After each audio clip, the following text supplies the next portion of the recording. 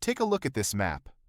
The borders of nations unfold before your eyes, most of them winding along rivers, mountains, or coastlines, shaped by the natural curves the Earth itself has drawn. But then, there's one place that makes you stop: Africa.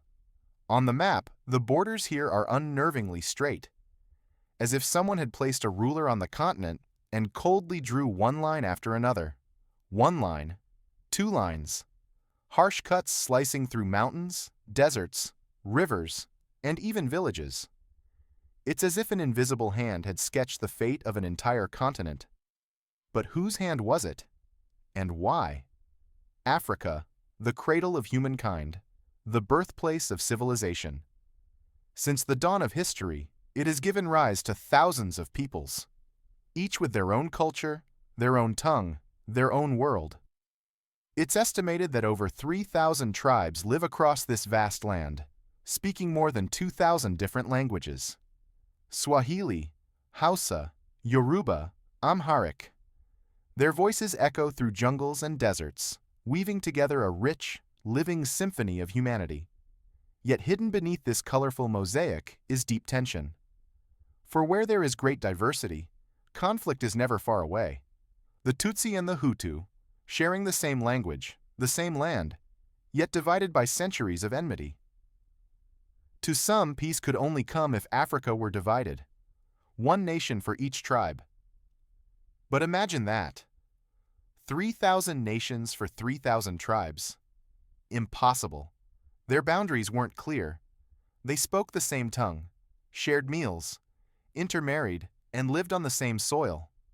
Who could ever separate them? And yet, one day someone did.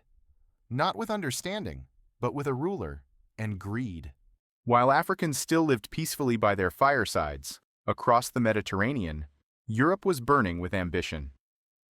After the Industrial Revolution, massive factories demanded raw materials, labor, and new markets. The great machine of capitalism was hungry, and Africa was the feast. The fate of millions would soon be decided by a pen. Imagine you're an African in the 19th century. You hunt, farm, and sing with your tribe. Then one day on the horizon, you see strange wooden and iron beasts drifting toward the shore. Not monsters, but ships, European ships, their white sails gleaming like bones, moving like ghosts. The Portuguese had reached Africa back in the 15th century. But it wasn't until the 19th century that the real hunt began, when Britain, France, Germany, Italy, and Belgium turned their eyes southward. At first they only held the coastline. The vast interior remained a blank space. Historian George Sanderson once wrote, "Until the 1870s, Africa to the Europeans was merely a ring of coast surrounding a vast unknown void." He wasn't wrong. Africa was scorching, wild, full of disease and danger. But greed was stronger than fear. European governments poured money into colonial medicine, building schools like École d'Outre-mer in France to train doctors for the colonies. As for the Africans themselves, no one cared, because now the Europeans had the weapon of God. In 1884, British engineer Hiram Maxim invented the Maxim gun, the first machine gun capable of firing continuously without reloading. Each bullet carved out a new colony. Against that weapon, even the bravest African warriors turned to dust. Within a few short years, European footprints covered the continent. Africa, once free, had become a treasure chest to be plundered. But when there are too many predators, the predators themselves begin to fight. The African pie was limited, and everyone wanted the biggest slice.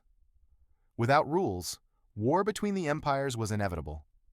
So in late 1884, they gathered in Berlin. 14 nations attended, but only 5 truly held power: Britain, France, Germany, Belgium, and Portugal. And of course, not a single African was invited. Inside the opulent chamber of the German chancellor, golden candlelight flickered against a massive map of Africa. A vast land, with blank spaces waiting to be filled. Western diplomats leaned over, placed their rulers on the map, and began to draw. 1 line, 2 lines, 3 lines. Africa was carved up to the scratching sound of pencils on parchment. No river was respected, no mountain spared, no tribe consulted. Only soulless straight lines remained, dividing families, splitting brothers, and uniting lifelong enemies. Africa was not conquered by sword or cannon, but by greed and geopolitics. And to this very day, those lines still remain, on the map, in memory, and in the blood-soaked conflicts that never seem to end. Because sometimes a single careless stroke of a pen is enough to change the destiny of an entire continent.